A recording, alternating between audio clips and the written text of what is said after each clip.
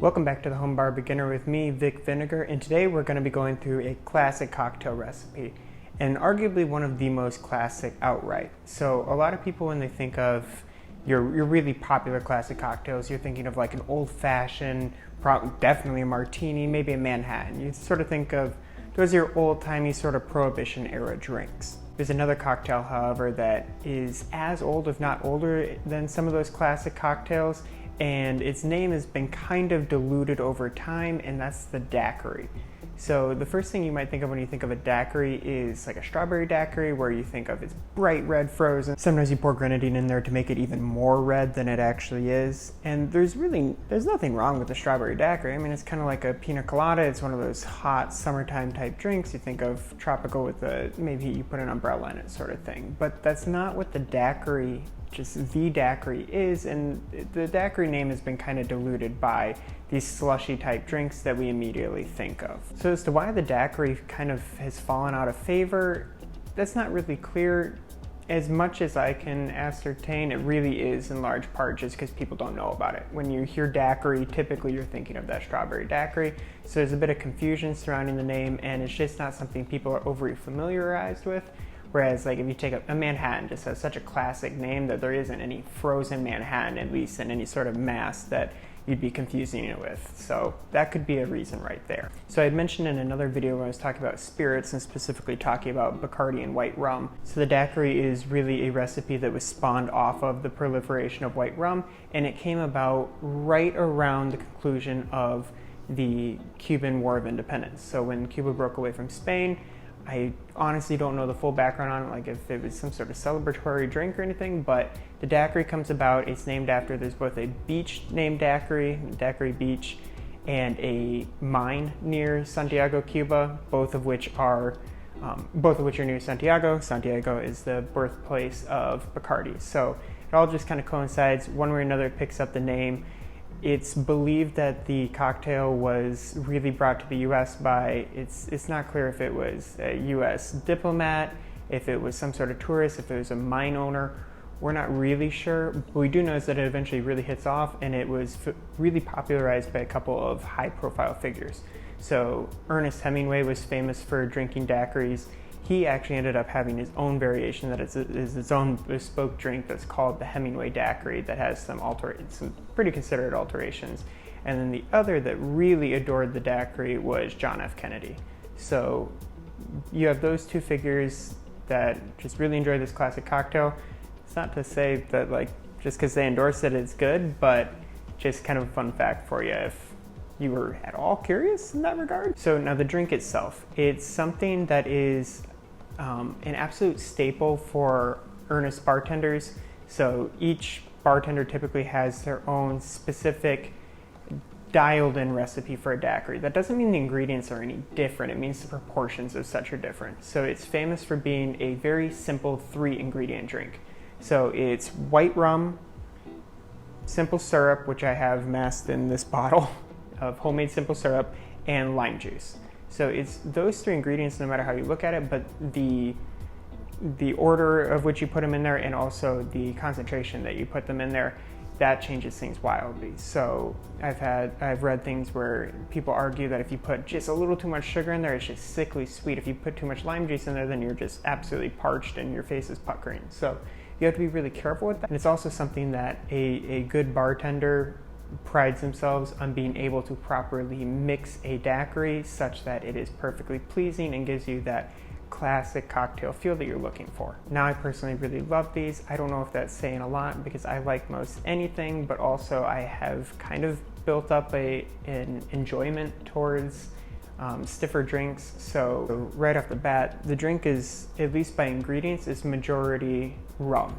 So it's going to outweigh the other 2 ingredients. Now granted, once you shake it on ice, it's going to dilute. So once you factor water in there, that might be different. But it's something that I really love. I find that it's very refreshing. It's not necessarily one you like sip with a meal, and it's definitely not a dessert style drink, but like on a hot day, if you get that shaken down really cold, it just gets that really crisp, fresh taste. And also rum is arguably kind of the nicest of the spirits in that it doesn't totally just burn your throat. I've mentioned before too that rum is the highest or at least one of the highest in sugar content based on what it is distilled from. So it works very nice. You add a little bit of that simple syrup, the sugar, you add the lime juice, and it's just super simple and really can't be outstated. It works. So anyway, let's get to making the drink itself. So the very first ingredient we're gonna need is our ice, actually. So I had mentioned before that I'm considering these 3 as the ingredients. However, water ends up being an absolutely critical ingredient, and you need that ice to chill it down. So I've just got it transferring one tin to the other with our ice in there. So go ahead and put a lot of ice in there because you really want this cold. It's traditionally served in a martini glass. So I've got the martini glass chilling in the fridge so that it'll stay cold a little longer, but you really want to make sure you get this super cold. So the recipe I am using today is complement of liquors.com. So they have a vast majority of cocktail recipes and histories on there. So if you ever need to know a little more or want to know a little more, they're a great resource for that. So this is their recipe with an alteration. They use something called demerara syrup, which is a little thicker. It's more of like a brown sugar. I don't have that at my disposal right now, so it's traditional simple syrup. But first and foremost, you've got your white rum. Most traditionally, you'd use Bacardi. If you want to switch into different white rum, go for it.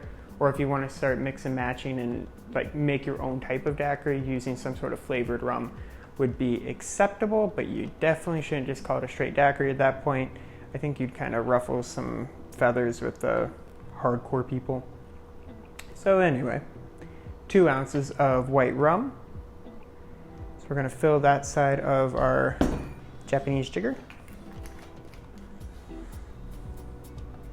We're going to right into the shaker. So next up, we need a full ounce of lime juice. So I'm using real lime. I'm actually not sure which way you say it. In any case, I'm kind of going against what I typically would be preaching about. You should use fresh ingredients. I'm in a bit of a bind right now. I only have so many ingredients at my disposal, but really when you can, use fresh lime. When they press this, it should have some of the zest in it, but it really kind of fades out. So like if you smell it, you don't get the same aroma, and that really does contribute a lot in cocktails, is what you smell, what hits your nose. That really does influence what you're going to taste. As weird as it sounds, it's kind of like, is it Fruit Loops or something where like everything's supposed to be the same flavor, or Skittles or something like that, where they're all actually the same flavor, but we all taste them as different because of the color and the smell, blah, blah, blah. Back on track. I prefer to use real limes. When you squeeze the lime juice in, you get the zest from it, and it just is a more natural taste. Today, we're using lime from concentrate. It'll still taste good, but it could taste better if you do it the correct way. So we're gonna fill this side of the jigger. Also, if you haven't seen one of these before, the thing on the top is a speed pour. It just makes it easier to pour pretty much anything. The lime juice or lemon juice, a lot of times when you buy them in a bottle like that, they come with these little, I don't even know if you can see it. They come with these like little gasket looking things with a little hole, and it seems like it always just goes all over the place. So if you have speed pours, they're not particularly expensive. You can just get them on Amazon. This one came in this set, but I've got a bag of them I got for like 10 bucks. So they are very helpful. They fit most liquor bottles. I didn't use it on this one because this is a big old handle or liter. What is this? I don't know. Big bottle. The neck is too wide for the spout to fit in. So just have to do it as best I can. Ditto, the bottle I put my simple syrup in has too wide a mouth, so I can't use a speed pour in it either. Now, the simple syrup, this is just a 1-to-1 simple syrup, so 1 part sugar to 1 part water by volume. That's pretty standard. Some people do it 1-to-1 by mass. I don't have a scale right now. If I haven't made it clear, I'm just kind of like putting this together as I go because I'm lacking things at the moment. But we have what we need. 3/4 of an ounce. So I'm doing that in this side of the Japanese jigger as well. I don't know if you can hear the motorcycle in the background or not, but I can. 3/4 of an ounce. It's right in there. And that's it. Those are the ingredients. So I was saying this is really simple, especially if you are using lime from concentrate and not doing the real thing. This is alarmingly simple. for the quality of drink that it turns out. So now I'm gonna slap it in. This might be the first time I'm showing this off on the channel. This is a Boston shaker I got. So I've talked about these before in bar tools, but they're really neat. So it comes with a small tin and a large tin. I'll still be using the cobbler shaker time to time. I just felt like playing with this tonight. This is good for multiple drinks at a time, which is strictly unnecessary for the purposes of today. So I don't know, I'm just being eccentric, I guess. Anywho, put it on the top and then you slam it, like genuinely slam it. Flip it over and we're gonna shake it for 12 seconds is the recommended amount for just about any drink. Fun fact, there's actual science behind it. I'll see if I can find the link to that and put it down below.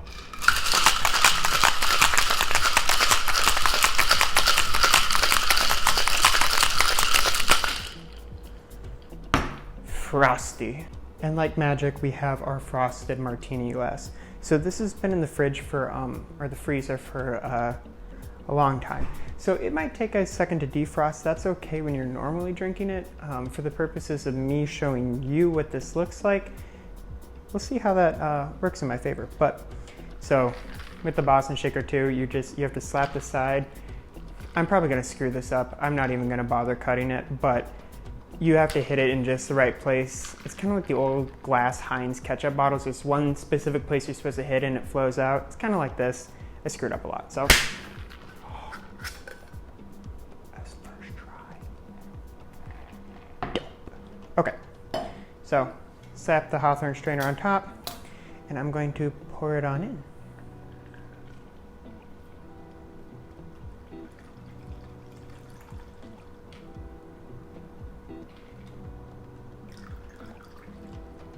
Oh, it's so pretty. All right, so this is your traditional daiquiri. It's already fantastic. I'll go ahead and I'll give it a sip. It should be completely defrosted by now. So not that you need it to. Like I said, that's just so you can see it. Yeah, it's really good. I already kind of threw the disclaimer in there that it's a pretty strong one. So, or it's alcohol heavy. It's a lot of alcohol to other mixers. So it might be something you want to work up to. It's kind of more in that classic cocktail sort of, or even martini category.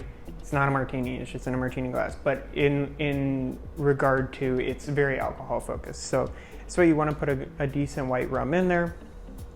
But there are ways to sweeten this up. Obviously you could just use more sugar, but that does start to make it almost taste kind of candied, and that really, it doesn't keep the crispness. So what you're better off doing, in my opinion, is working in either a different type of rum. So like I said, maybe a flavored rum, or working in a liqueur. So what I'm gonna do today is add in kind of a bonus drink of sorts to this, and I'm gonna make this into a Hpnotiq daiquiri.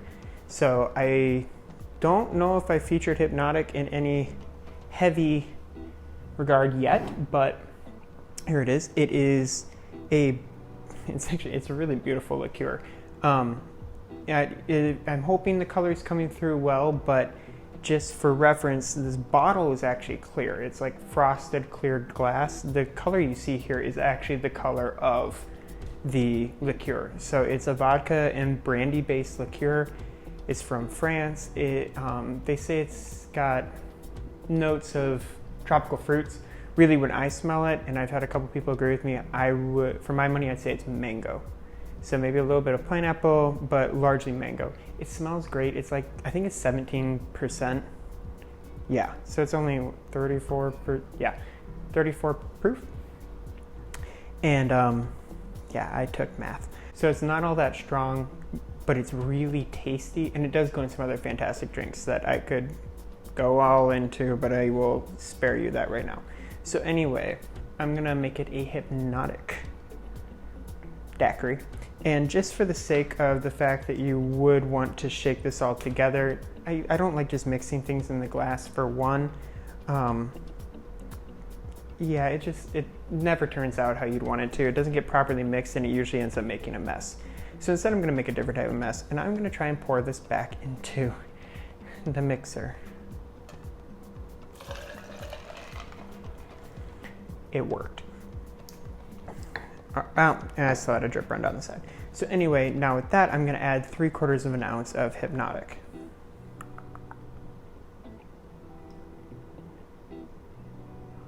Okay, I'm actually adding a full ounce of Hpnotiq. So between 3/4 and an ounce, whatever you pour. That's another place where the speed pour really helps. I was just too lazy to get another one out. Cool, so now I'm gonna go ahead and do this in the opposite order, slam the little tin on. There's still ice in here. I'm also just really shaking up the liquids, so.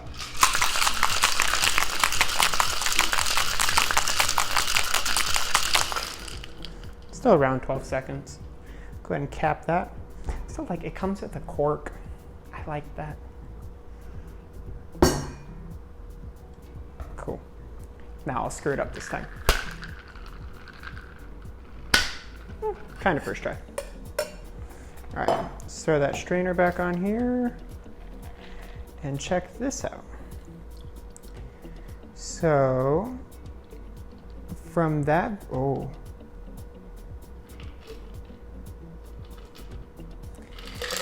Almost like I knew what I was doing. So from that vantage point there, I'll make sure I get a close-up photo of this. It might be hard to see, but you put a little bit of this blue in there and it actually does a lot. So it has a very translucent appearance. So it has this kind of strange sort of shimmery, it does weird things to your eye. It's something you kind of have to see in person to really appreciate, especially when you just pour it in like there's a couple of drinks that call for it in like tonic water or soda water, and it's fantastic because it just really gives this strange, almost glow, kind of like this like Caribbean shallow water blue sort of color. So you can go ahead and take a look at the close-up, and you can see that it does retain a bit of that blue color. It's genuinely a little hard to see. Even in this lighting, it's a bit hard to see, but you can, in person, you can really see around the edges. Like if you look around the edge of the glass and look through the corner, or if you look through the bottom, it's just this really neat kind of light blue glow to it. Now, there's a lot, generally speaking, you can. Most times you don't add ingredients based on how it'll make it look. It's typically how it'll make it taste. So I learned about Hpnotiq. I was like, wow, that looks really cool. I want to make it that color.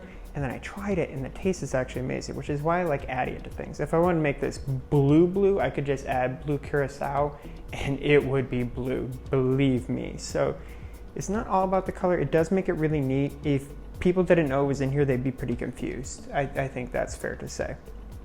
But the flavor is fantastic. So I'll go ahead and give it a try if I have to. So you get all the same daiquiri notes.